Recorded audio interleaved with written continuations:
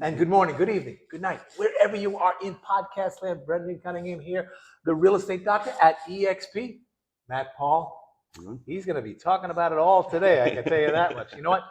It's a hot time in the old town tonight, as they say. Sure Buffalo, hottest market in America, and it's also hot temperature-wise. We're in the 80s, and for those of us that like hot weather, you are in seventh heaven. Yeah. And for those that don't like, we're enduring. Yeah.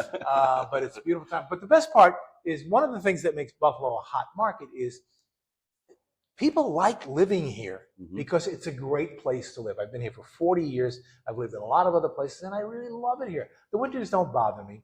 They seem to bother the people that are from here. Yes. If you're a transplant, they don't bother you. But part of the reason why people love it here is the summers are glorious. Yeah, they can't beat the summers here. The falls are spectacular. You don't have to go to Vermont for the foliage. Yep.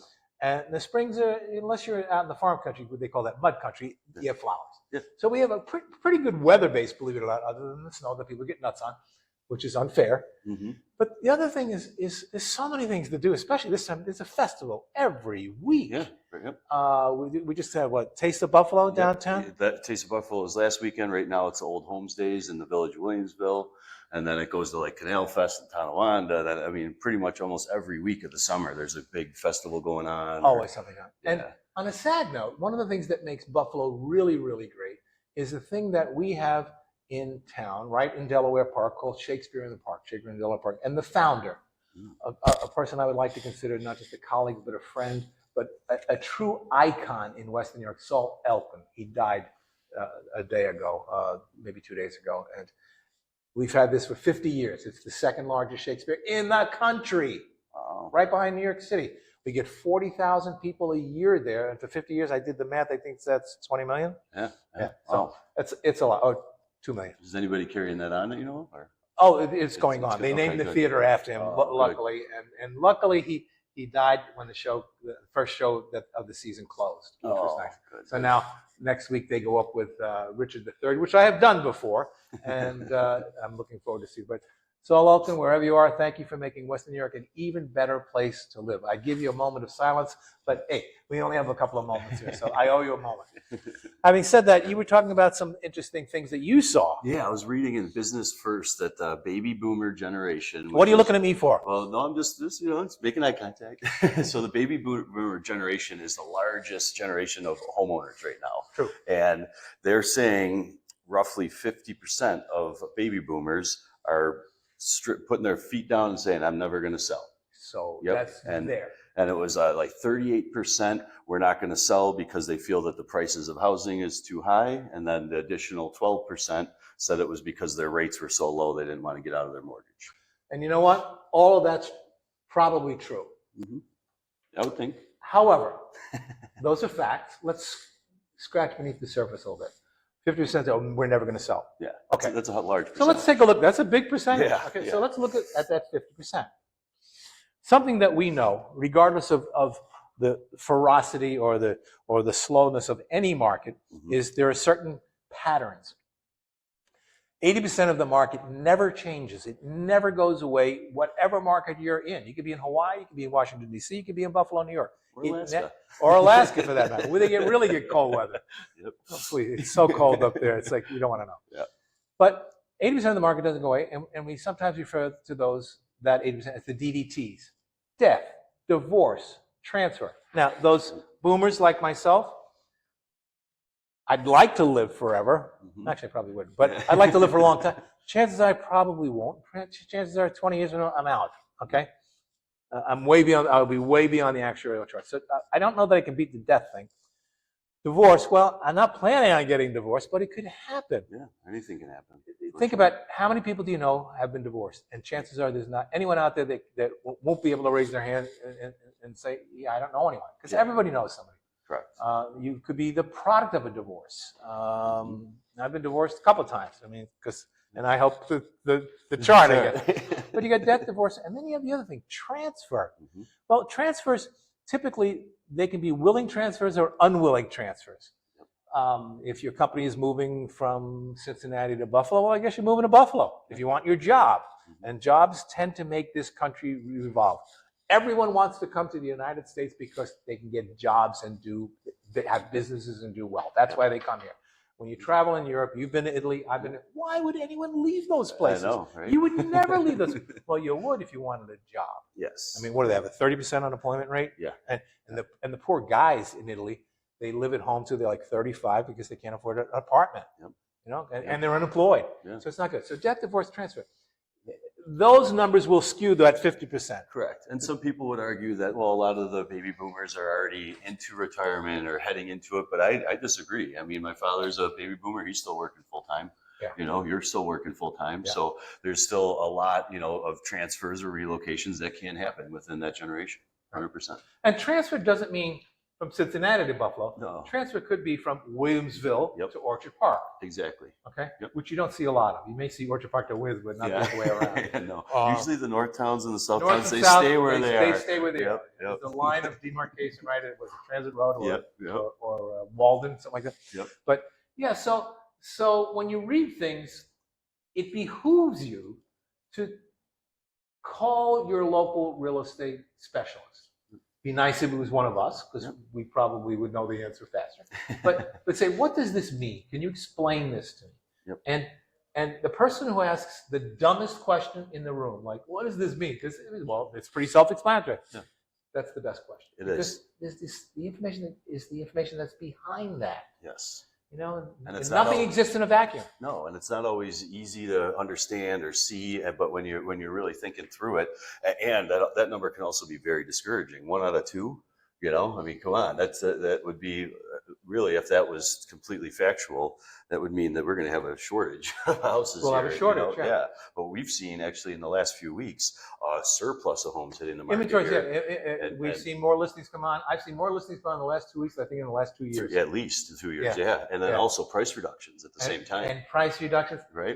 We look at barometric readings Yeah. very, very differently Yeah. than the civilians do. One of the readings that I look for is every once in a while, you'll see this, and then you'll see a little more, where they'll offer some sort of an incentive to the agent. Yes, remember they have buyer bonuses. Buyer They bonuses. used to do that. Buyer bonuses. Yep. And you're starting to see a few bonuses coming in here. Mm-hmm. Where, you know, get me an extra showing here and I'll give you whatever.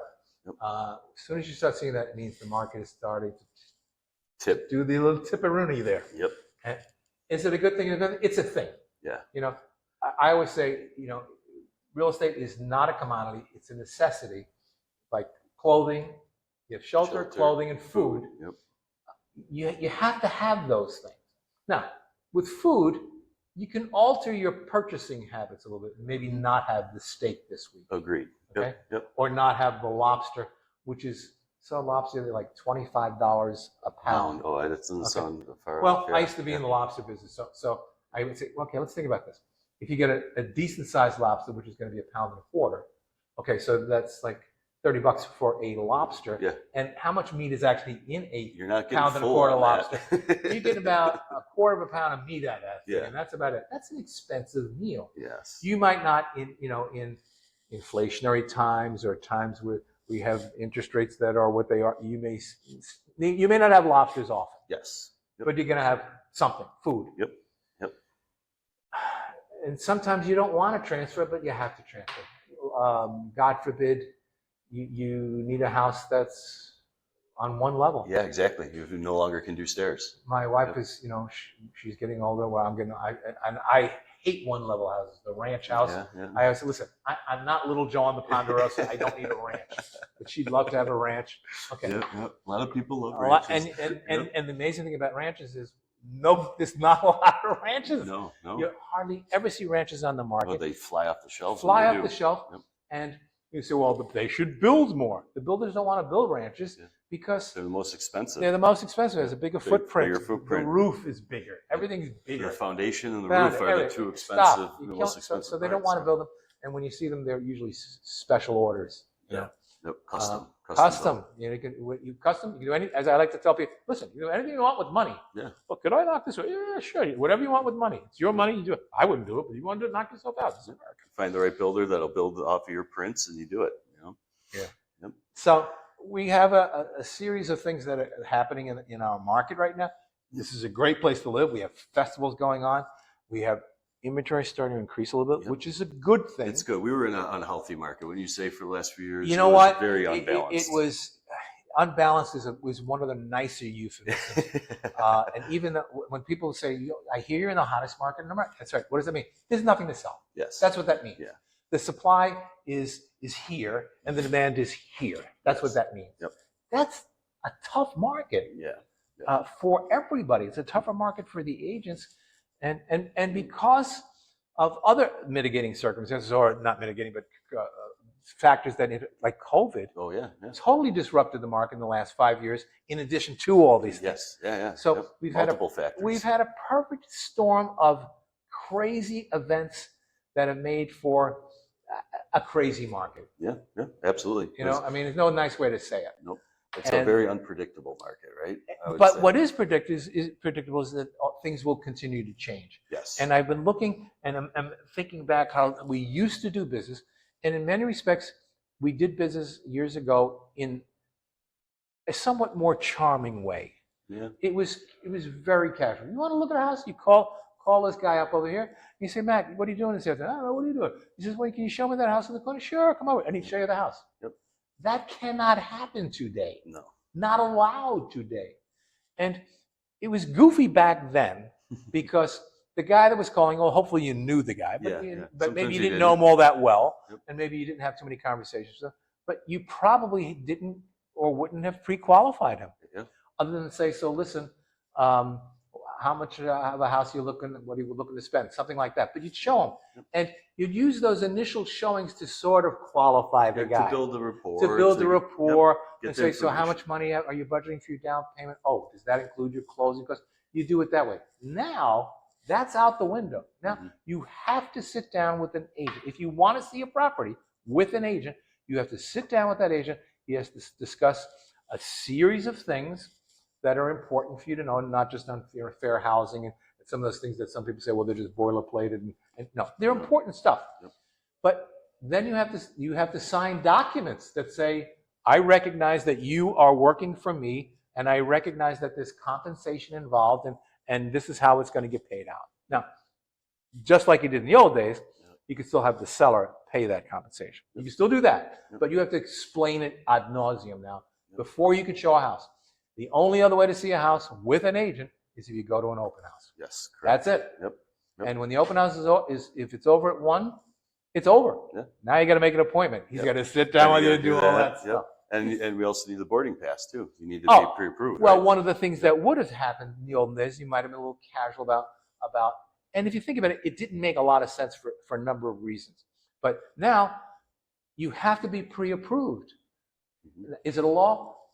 No, it's not. But the agents that have the listings, it's an expectation. It's an expectation that they mandate, and they say, here, you can't show this property unless you have this document. Properly vet your clients so that you're not wasting anybody's time. But that's really the key. It really didn't make a lot of sense in the olden days when we were cavalier about it, to show people how, if you didn't know if they were qualified. But the thing that I liked about it, and I would always give one shot, right? One shot. If I've never met you before, call me. I'll meet you there, and then we discuss all the different disclosures. You discuss about the pre-approval, what banks you want to go with. Are you going cash? And then that was the meeting point where you could build a relationship. Yes. As opposed to now, without knowing anybody, if I called off a yard sign, you don't know that person. They want to go see the house. Now you have to have that uncomfortable conversation. Well, with now them. you have to have a face-to-face somehow, whether it's on Zoom or in person, to build rapport. Yes. Yep. Okay. Yep. Whereas the other you use that meeting. Yep. So that part's different. Absolutely. But we have to have these documents signed, and that's what they are. But I think what we do now is much more methodical. And one of the reasons why I call myself the real estate doctor is I always wanted to do things methodically. Mm-hmm. And the reason why is because I was watching my competition doing things very casually. We used to call it winging it. They're winging it. Winging it. Well, I got to tell you something. If you have an attorney or you have a doctor and they're winging it, you better get different guys. Yeah. I want somebody that's he knows like an appendectomy. I can remember as a kid when I first was swimming as a little kid in grammar school. You'd go into the showers and you'd see all the big kids. And some of the big kids, they had a little more things going on than the little kids. Yeah. But a lot of them had appendix scars. The appendix scars in the olden days were this freaking long. Oh, yeah. You look like Frankenstein. Yep. Now, the operation is essentially still the same. Now, maybe they can do it with staples, Yep. and maybe now they can even suck it out. Yeah. But there's methodology for taking out the appendix. This is where the appendix is. They're not going in through your head. And by the way, when the doctor scrubs up, it's methodical. Yeah. Oh yeah. They do it the same way every time. They do this, and it's like you watch these guys, they're identical. That's not winging it. They don't wing any part of the operation. And part of what we do when we get you to sit down and go over the documents and get us authorized to work for you is we're going to say, okay, now, very important, if you haven't spoken to a bank or a lender, have you? Yes, you have. Oh, you have. Well, who is it? Did they give you pre-approval? Oh, we didn't get that far. Well, now you have to get the pre-approval. Yep. What'd you call it before? With the boarding pass. It's your boarding pass for the plane. Because if you found a house that you wanted to buy, you can't buy it without that piece of paper. Oh, I'll put a contract in and then I'll get that. That's not how it works. No. Because no one's going to wait for you anymore. Nope. So in some respects, with the changes that have been mandated on us, they're a good thing in the long run for the consumer. But it puts responsibilities on both of us. You have a responsibility to ask the questions. Yeah. Now, if you don't know the questions, we can help you with that. And a lot of times I say, listen, you can ask me a million questions, but before you finish, I'm going to give you the 3 questions you should be asking me. Okay? Because these are the only ones that are important. Oh, okay. It's very true. Okay, and the 3 questions are, things like, what's your list to sale price ratio? Okay, sellers care about that. Buyers don't care about this. So the question is a little bit different. Yeah. What's your success rate? Well, I sold 50% of the houses that I listed last year. That's not good. No. Don't give you bragging rights. You're going to be around 100. I got 100%, and my sale price is over the 80%. But so there's certain questions that are important. And buyers have very different questions than sellers. Absolutely. Yeah. Yep. Especially for first-time home buyers that don't have an idea about anything that's going on, And it's one of the great mysteries of the world. I can remember when I was looking at my first house, I thought I was a pretty smart guy with college and all that stuff. I went to good school. I didn't have a clue. No. I knew nothing. The statistics, like 93% of the population doesn't understand. Nothing. So it's a travesty in our country the way we teach our kids, because kids, they can come out and maybe they know how to work a computer or something like that, but they can't balance a checkbook. They can't even do cursive manage anymore. a schedule. And they know nothing about financing. Yeah. I didn't know. That's wrong. That's wrong.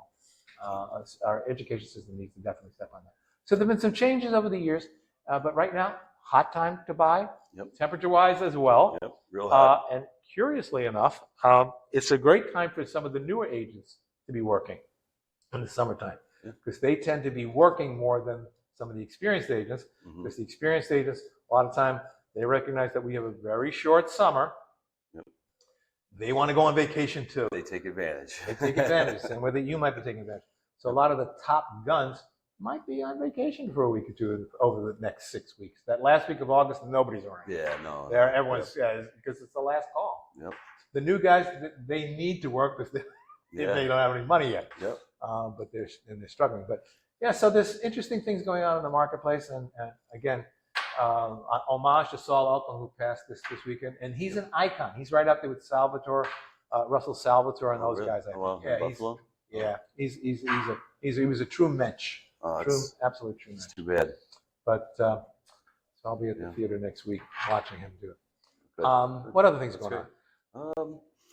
I've just seen personally. I've taken on a lot of listings. You have. You're like you're an animal. You're a machine. But it was an odd May and June. It was a little bit slower than normal. I'm doing a lot of research and things like that. I was busy, but not writing contracts. And then this month, it's picked up with activity. So it was a major spike the last 10 days. Yeah, and right around the 4th. So normally the 4th of July is a bust. Yes, yeah, but it was hot. Everyone's hungover from the fireworks or whatever. Yep, and the family parties. But it's been really hot July. So it'll be interesting to see what happens in August, because usually August, like you said, it slows down. Well, it's especially the second 2 weeks. Yep. But so if you're looking to buy a house, give us a call. You're looking to get in the real estate business, give us a call. Yep. You're looking to just ask a question about anything. Yep. What's the thing you do? Search. What's that? Follow, like, subscribe. Yep. That's what it is. Reach out, comment, however you want to get a hold of us. Both of our information is always on the description as well. You can get a hold of us by cell phone, email. we'll be available. And we'll help point you in the right direction. If Yep. we can't help you, we'll point you in the right direction. Exactly. And don't forget about investors. Investors, if Investors. you want to get into investing, I'd be happy to help. Brendan knows we're both And investors ourselves. unlike New York City, I was listening to this thing just before I came in here on Bella Villa's show on BEN there. Mhm. They were talking about New York City. If you're a landlord, you should just shoot yourself. Sell it. It's just, yeah, everyone. And then now they're talking about the Mandavi thing coming in. Yep, the new mayor. Yeah, I mean, Yep. hey, I don't want to get the political thing, but that can't be a good thing down there. Nope. But we don't have that issue. This Nope. is a great, and the city of Buffalo especially is a great place to buy and invest in. Absolutely. Today. Going nowhere but up. Yep, a lot of people from New York City are coming this way. Sure are. I've placed a few in the last couple of years. Sure are, because they know that this is good. Yep. So Keep us on the radar. Keep us on the radar. Yeah. Like, subscribe, and the other thing, and all that stuff. Thank you for tuning in. We appreciate your time. Let us know if we can answer anything on the show. Brendan Cunningham, the real estate doctor, saying, catch you later. Eat Thank the you. potato. See ya. Great. That was great.